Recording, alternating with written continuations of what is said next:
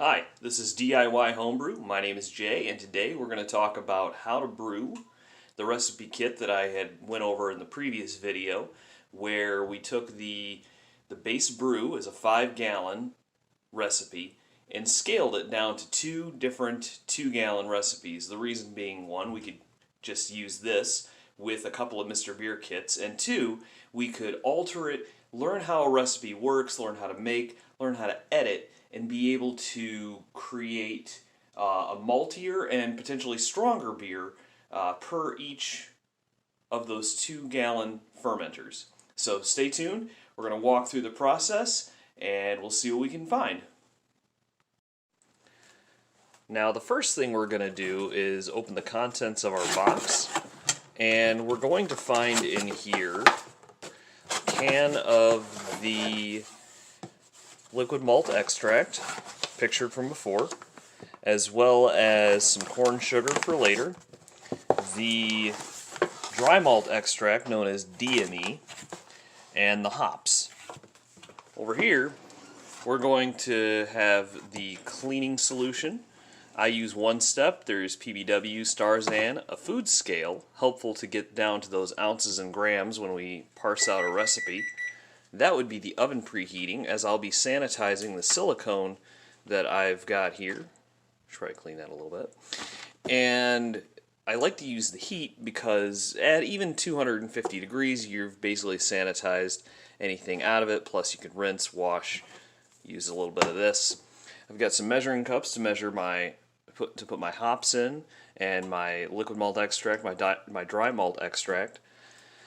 My 5-gallon pan. Now, I actually found out about this today, that the markings inside it are not correct.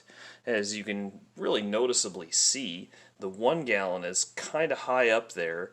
May not actually be as obvious on this video, but I went ahead and measured with two different sets of measuring cups, and everything between them came out equal, but this came out odd.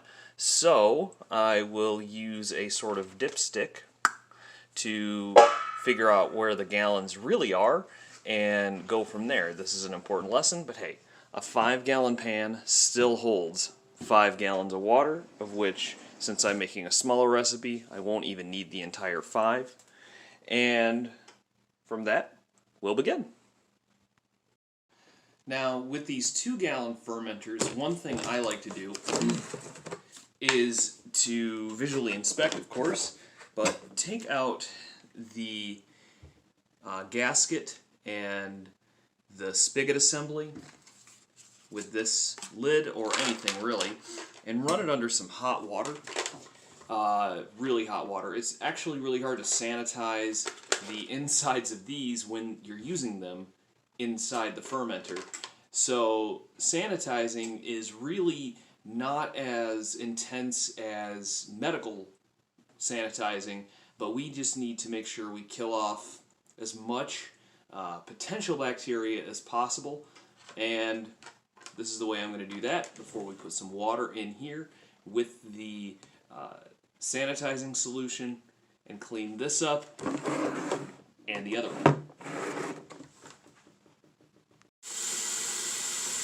So from here, we're putting about a gallon of water into the fermenter, and we're going to put the cleaner in there, shake it up, and sanitize it and check for leaks. From here, we're going to sanitize. Now you may notice there's something else inside of this fermenter. That's actually my silicone tubing and my silicone spatula. I like silicone because they don't ding, they don't scratch, they don't have the wire like a whisk does, and you scratch the inside of your fermenter, plastic especially. And you may notice some water dripping out as I tip it, and that's okay. There's actually little air holes inside the fermenter here that allow the gases to escape without letting foreign objects in.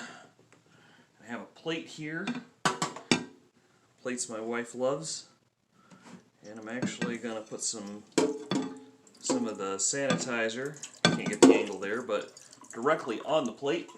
so that when I set my spatula down, it's clean. And when I set my silicone tubing down, which is clean and on a clean surface. So empty that out. I'm going to use this later to transfer. Also, silicone tubing is way better than plastic, rubber, or vinyl. Costs a pretty penny, but you can get a pretty decent amount for what you need on Amazon or something. And it's temperature resistant, so where I could put that right into the oven like I just did at 300 degrees to sterilize it with heat, it can withstand that. Vinyl can't. Vinyl tends to pick up scents and particulates from previous brews, and it just gets kind of gross. But silicone will last a lot longer, and its temperature, the high-end temperature, is way higher. Forgot to mention we're going to finish this one out by emptying it, and then I'm going to repeat the process with the other 2-gallon fermenter, set them aside, let them dry. We're also testing for leaks just by virtue of having the cleaning solution in here. Okay, for this next step I have the hops of the different kind weighed out and put in these little ramekins with the label next to them. I have my liquid malt extract measured out to the 21 ounce mark, and this is the 12 ounces of dry malt extract. Now, this is going to go in here.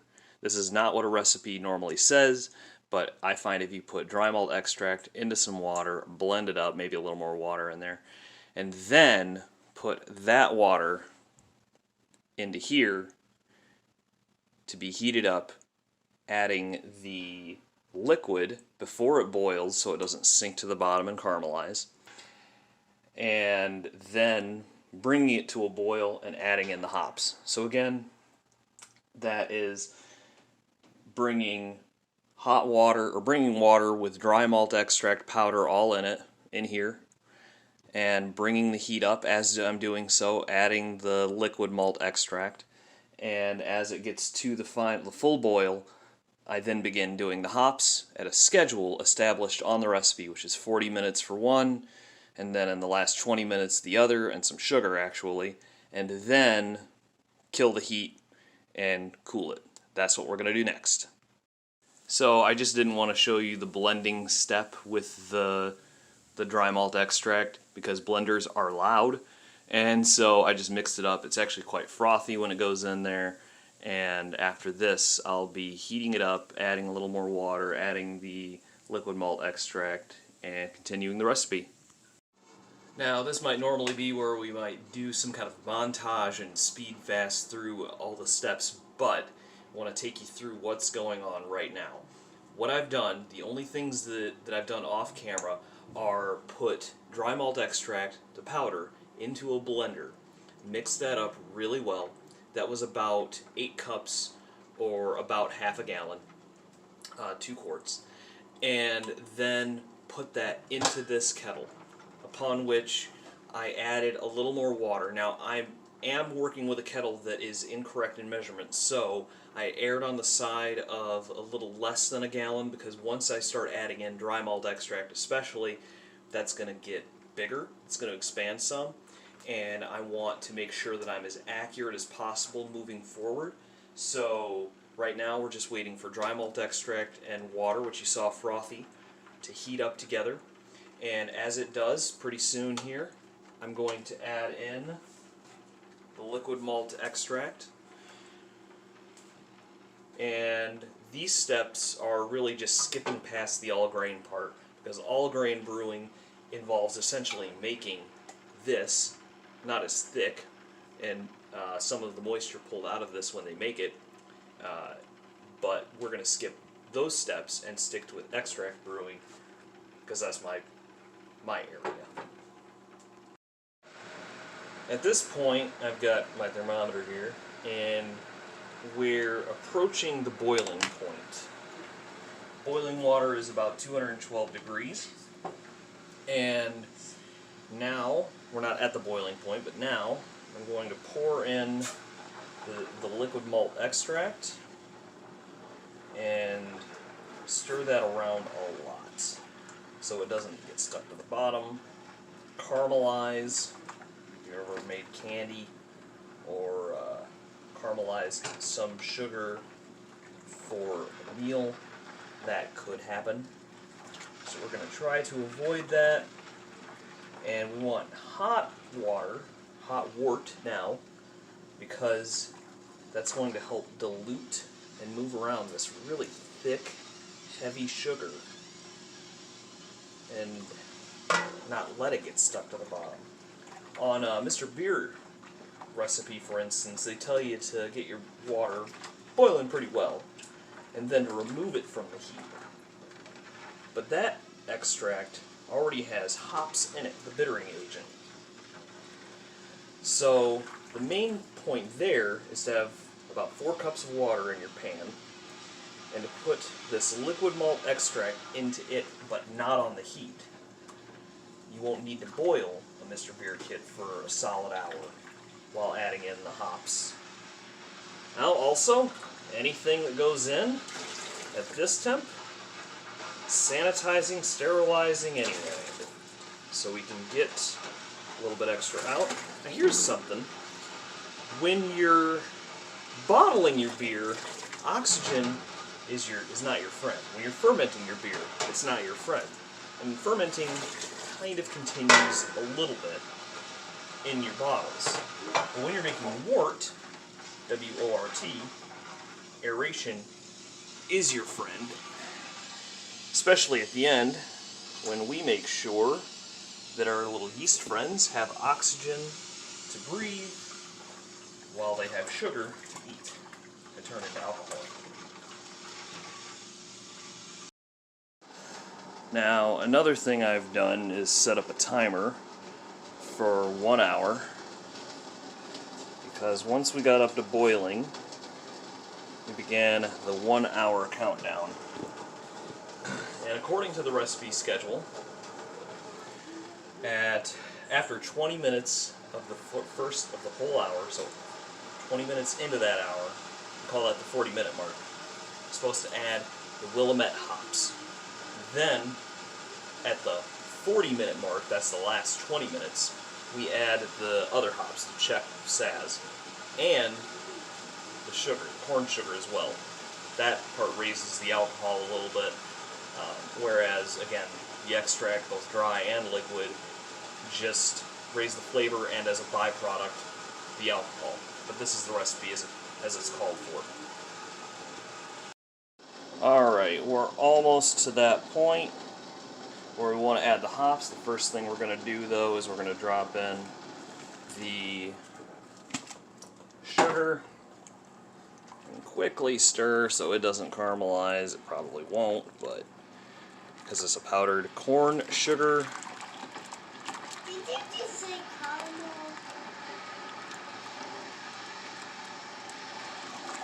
If you heard that little squeaker, that was my daughter. Okay, now, ooh, nice and foggy on the camera. The next thing we're going to do, because it's the important part, is the hops. Now, one of the benefits of a partial boil is that dropping these hops in would not at all cause a flare-up I couldn't handle. For instance, when you put hops in, they tend to fizz, drop anything into hot water, gets a little up there.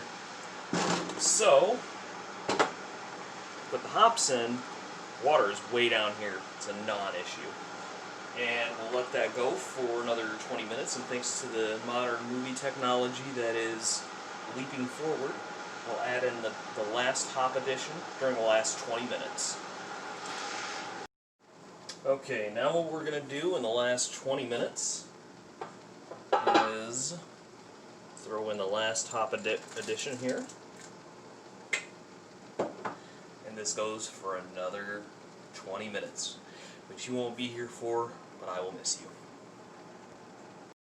Okay, so at this point it's been the final hour, and we're going to take our pan, pop it in the sink right here. Now there is one thing that I forgot to mention earlier, because I wasn't thinking, new pan, new whatever, but you actually are going to have boil off during the process. So yeah, I started with just a shade under a gallon, because I wanted to make sure that I don't eventually have too much water to go in my 2-gallon fermenter. However, too much wort too. However, boil off does happen, and I honestly wasn't thinking. So we have to admit that mistake and then edit it later. Probably won't. I'm probably just not going to bother. But anyway, at this point, I have about 1/2 gallon of wort in here, quite concentrated. It's got the hops in it. The thing about the hops is when I add water into it to turn it into a 2-gallon dilution, it's may not spread quite as well, but it's not that difficult for hops to move around in going from just like this 1/2 gallon stuff into 2 gallons, or even making a 2.5-gallon base and diluting it into a 5 like a lot of people do, like the recipe actually calls for. So at this point, we go and we grab some water, and I have a pre-refrigerated gallon right here. And we just dump that on in there. We're fairly sure that since we have only 1/2 gallon roughly in there, we're adding a gallon, we're going to come out with about 1.5 gallons. Other nice thing about a partial boil, I don't need a wort chiller. It's that copper wire thing you see everybody use. And I can chill my wort super duper fast this way and get it from this pan into one of those 2-gallon fermenters, because you can't just put hot wort into plastic, at least not this plastic. Stir it around real good. We're going to aerate it, take a temperature check, because I bet it's still too warm for yeast, but probably acceptable for the fermenter, and it is. I can also add more water to it, but I'm not planning on doing that until I get it into the fermenter. You can pour that in directly, or you can siphon it. I'm going to siphon it, but in either event, it's really kind of a two-hand job, and not something I want to embarrass myself on camera, pouring or siphoning or any number of things. So, at this point, we put it into the fermenter. We make sure it's topped up to that final amount. We cool it. We might have to wait for the wort to get down to the 70-degree mark. In some places where it's impossible to get cool temperatures, I've seen Australians leave theirs in a bucket all night, and that's acceptable. But the point here is to get the temperature down as fast as possible and to not allow it to be polluted by whatever's out there and get infected. 40 to 140 degrees with meat, with a lot of things, is the danger zone. Now, beer ferments within that danger zone, but the point is to get it cooled down, get it into the fermenter, and get it fermenting with that yeast as soon as possible. So, from this point, like I said, we do that, we put it away, we put it in a dark place for about 2 weeks. We come back, we check on it after we put the yeast in. Alright, so, as always, DIY Homebrew, like, share, subscribe.